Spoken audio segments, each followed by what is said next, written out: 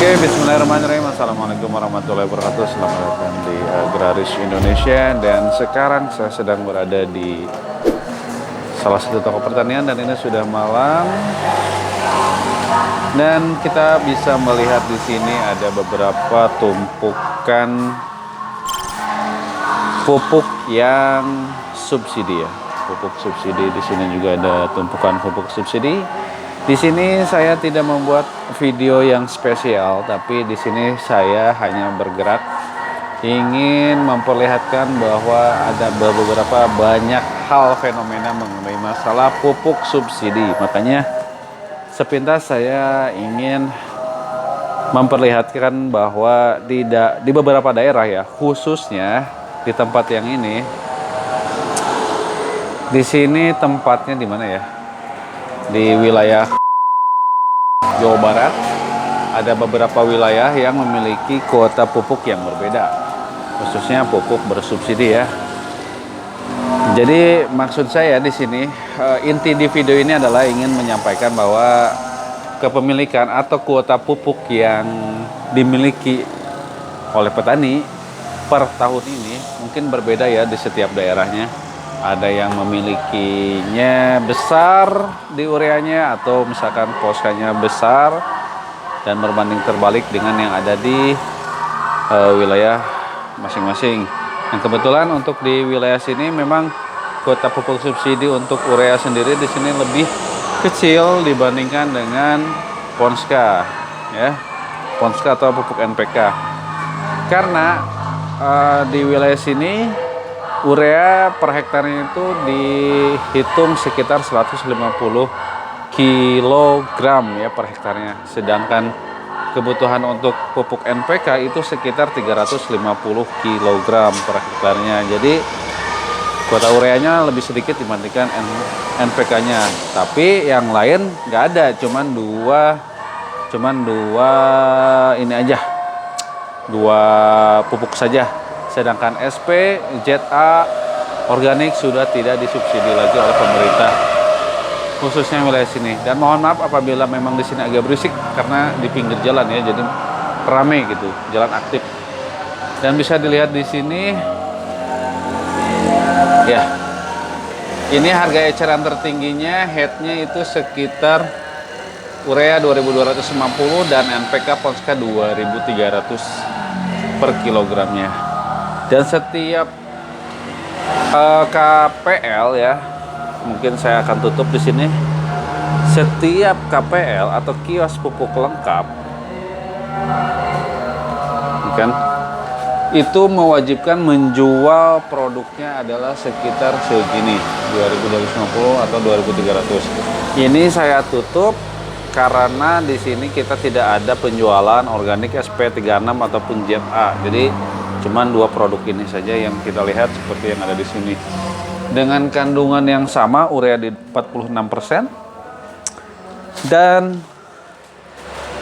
NPK sekarang sudah berubah menjadi 15% untuk nitrogennya dan fosfatnya itu 10%, sedangkan kaliumnya 12%. Dan semua wilayah sama ya.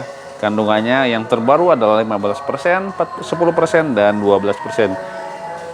Untuk tahun kemarin itu masih di angka 15%, 15% dan 15%. Nah, sekarang sudah berubah menjadi 15, 10 dan 12. Apabila di tempat kalian masih 15%, berarti itu artinya stok yang masih lama.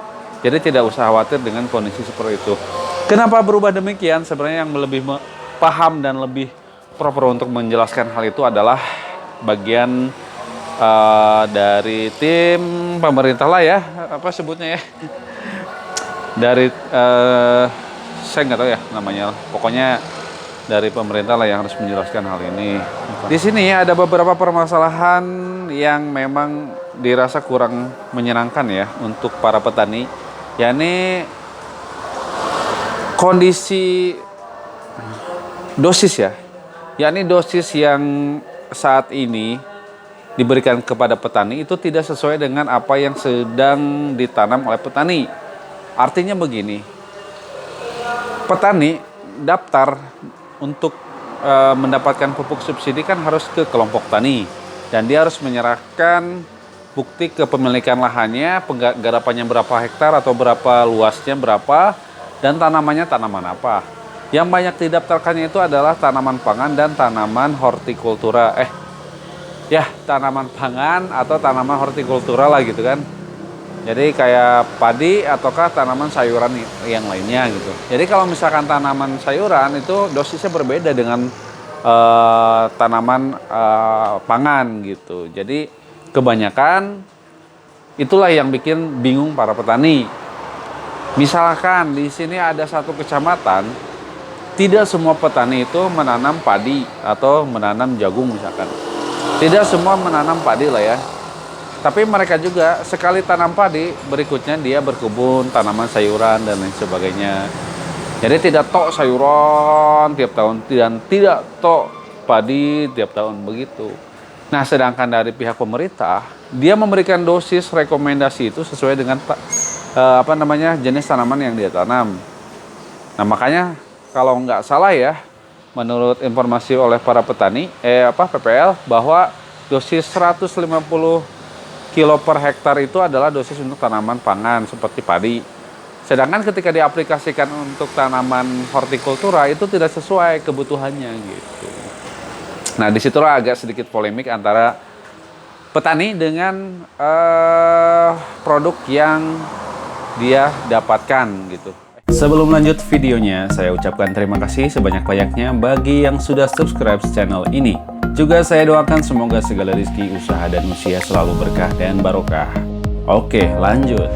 Bahwasanya ingin semoga kedepannya ada perubahan mengenai masalah dosis ya.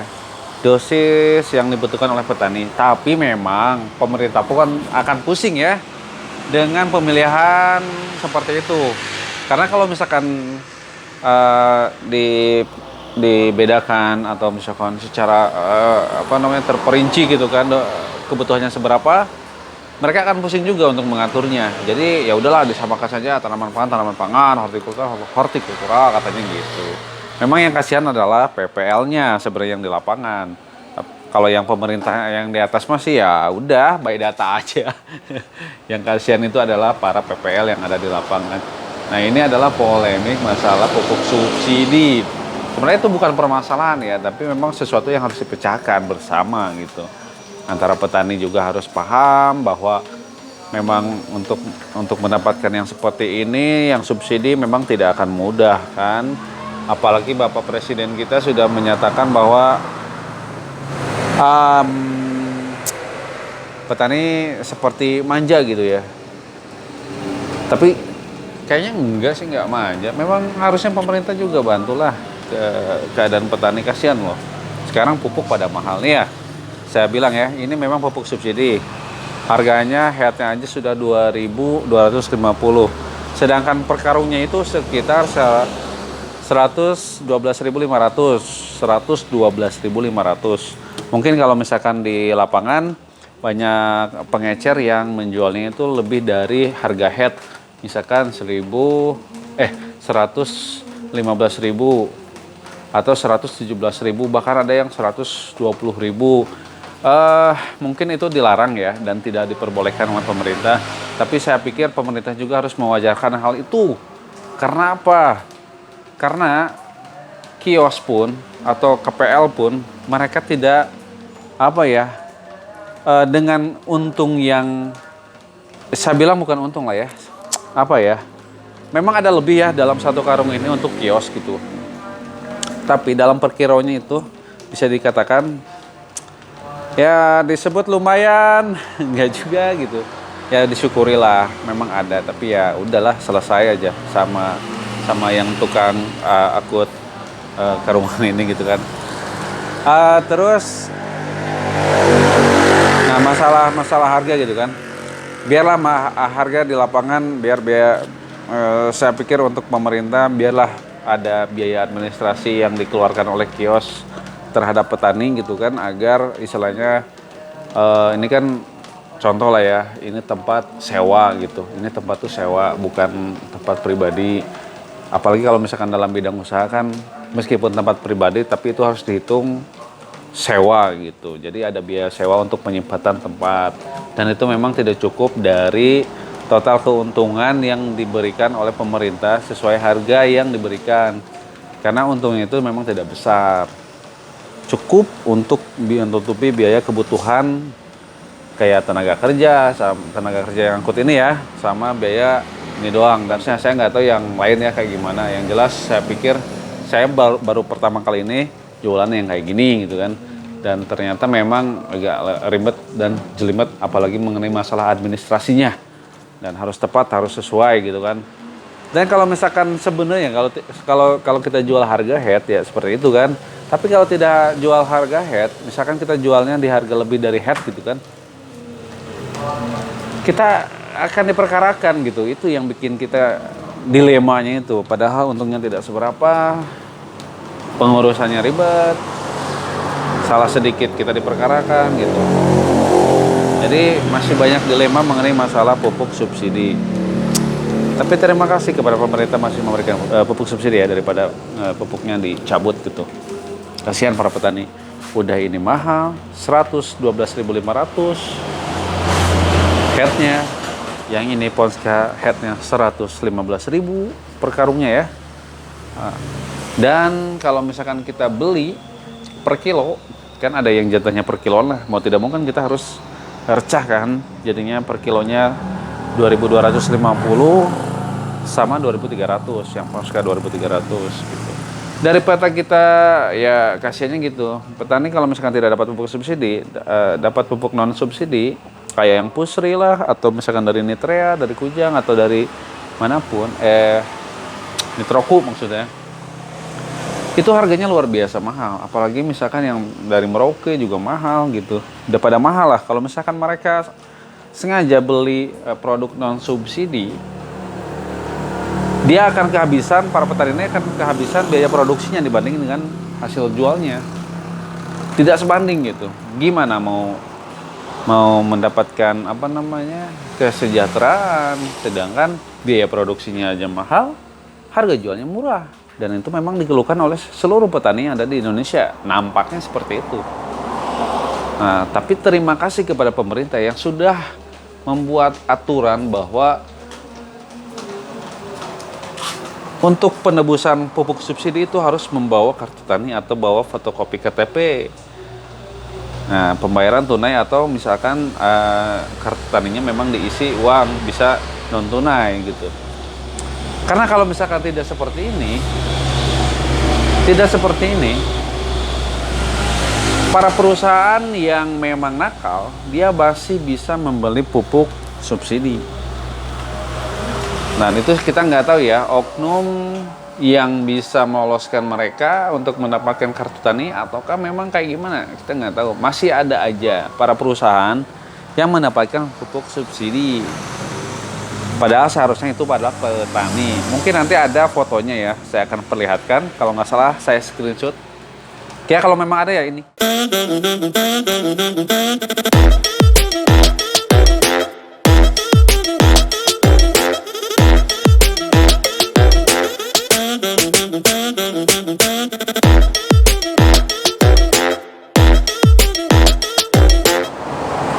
Jadi semoga saja ke depannya permasalahan mengenai pupuk subsidi itu bisa diselesaikan dengan baik. Ya, ini saya informasikan untuk masalah petani dengan yang mendapatkan kuota saat inilah kayak gitu. Dan besok saya akan buatkan videonya mengenai permasalahan atau pernyataan yang akan kita sampaikan dari kios terhadap pemerintah ya. Ada apa sih dengan pupuk subsidi gitu? Bukan ada apa ya, tapi lebih kepada kok kayak gini sih kepengurusan mengenai masalah pupuk subsidi. Oke, terima kasih yang sudah menonton. Jangan lupa subscribe ya untuk mendapatkan informasi berikutnya mengenai masalah pertanian. Oke, semoga para petani di Indonesia lebih maju. Karena kalau misalkan tidak ada petani, kalian para pejabat mau makan apa? Assalamualaikum.